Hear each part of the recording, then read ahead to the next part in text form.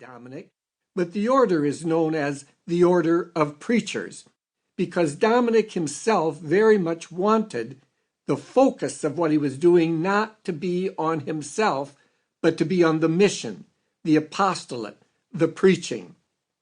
In fact, as he himself was shaped into becoming more and more of a preacher, he would often sign his letters, "The humble minister of the preaching." And when he went to Rome and visited with Pope Innocent and Pope Honorius, his concern was that they would confirm the preaching that had begun and was taking place in southern France.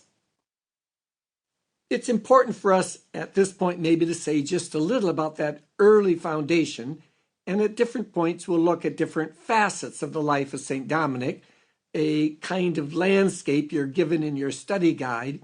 But in 1206, Dominic and his bishop, because at that time clearly Dominic was a canon, not yet a Dominican, but a priest, having been born in Spain, but was on a mission with his bishop, and they were in southern France, where they had encountered a wide number, an extensive outline of heretical preachers, the Albigensians, or the Cathars, as they were known, Albigensians, because they had a stronghold in the city of Albi in southern France, Cathars, referring in some ways to the pure ones, but it was not so much a sect, but really an alternative church in many ways that had established itself based on the ancient heresy of Manichaeism.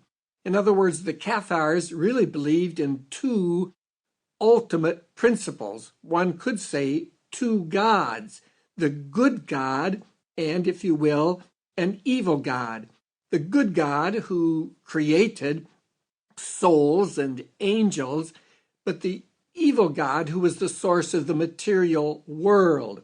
It was intensely dualistic. The material world, creation, matter, and anything connected with it was considered evil, corrupt, and therefore many aspects of Catholic life simply were dismissed.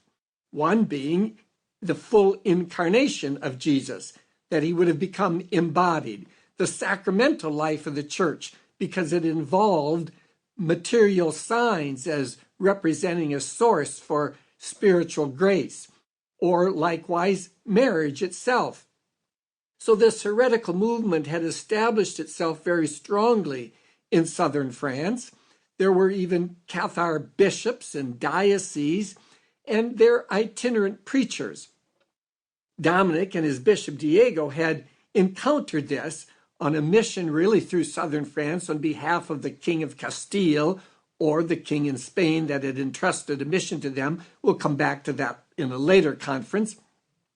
But in encountering these Albigensians, Dominic, so taken with the truth of the Catholic faith, wanted to convert, or at least get them to see the truth, the meaning behind the Catholic faith.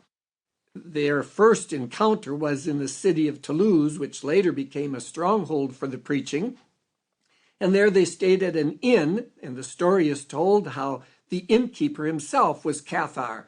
When Dominic discovered this, he stayed up all night in conversation, in dialogue with the innkeeper, and by morning the innkeeper had come to see the error of his belief and the truth of the Catholic faith.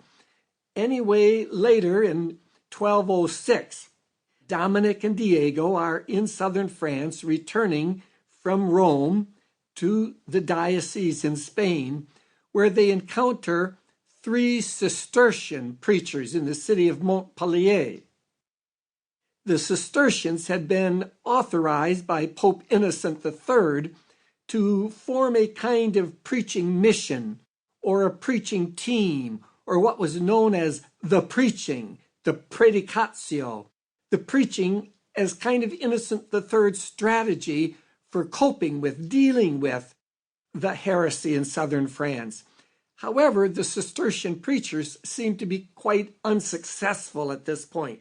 This is what Dominic and Diego